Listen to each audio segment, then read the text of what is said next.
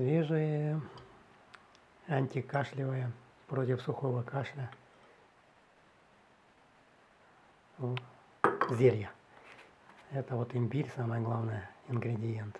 Я его отрезал, такой кусочек. Пол лимончика взял и меда по вкусу. Перетер имбирьку на терочке. Чуть-чуть лимончик выдавил сок и добавил пару ложек чайных медика. И вот оно такое. Можно по вкусу больше имбиря, лимончика. Он дает такой, может, растворяет, расщепляет, не знаю, что он делает. Короче, помогает хорошо.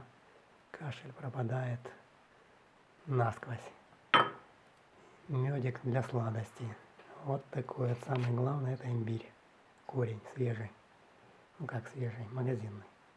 Недорогой, 100 рублей вот этот кусочек такой с этим. Можете посадить, он будет расти. Так что вот, лимончик, имбирька и медик. Всем привет.